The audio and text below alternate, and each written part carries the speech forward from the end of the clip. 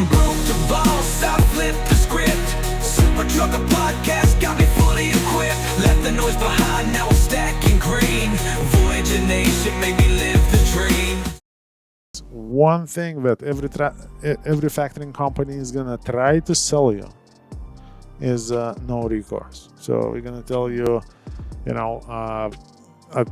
for 1 extra percent, we will buy all the invoices at no recourse, which means that you're gonna get paid no matter what, even if the customer is not paying, which is bullshit. It's actually a trick, and we all gonna try to use it. No recourse means this: that if the broker, let's say, goes bankrupt and there is no money in the bond left, Okay. that's when we're gonna still buy it. Also, but again, that's not happening very often. No, so they make it sound like, hey, just because they don't pay, whether they never got the original or like. Yes, but it's gonna sound like you just send us the bills and you don't worry about nothing.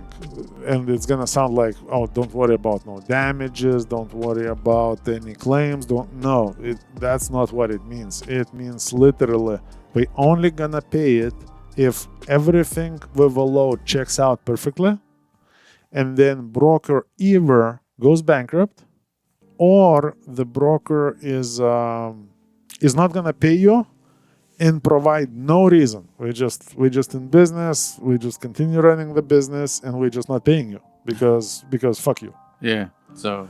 And that's the only thing it means. That kind of rolls into the next one, which is the fees. I mean, what is, you're just getting started. How much power do you really have to negotiate that fee? I mean, I say in my experience, anybody starting up, you're gonna be anywhere between 3 and 5%.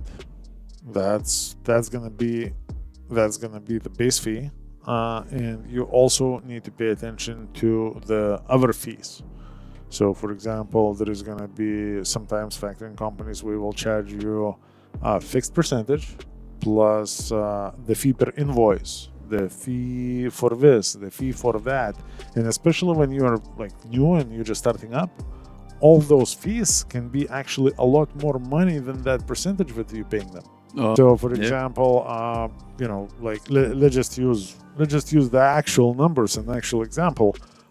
Let's say you start up, you get like 4% rate, but then the factoring company is charging you let's say $2.50 per invoice on top of that. Okay. Then right now, obviously, a lot of stuff is electronic already, so we rarely change the actual physical paperwork. Mm-hmm. But sometimes the customers require actual physical paperwork. So, for example, factoring company a lot of times is gonna give you some sort of shipping option. Because if you're gonna ship, via FedEx overnight or whatever, if you did a $250 load and you overnighting it for like $65 via FedEx, is not gonna be a good business.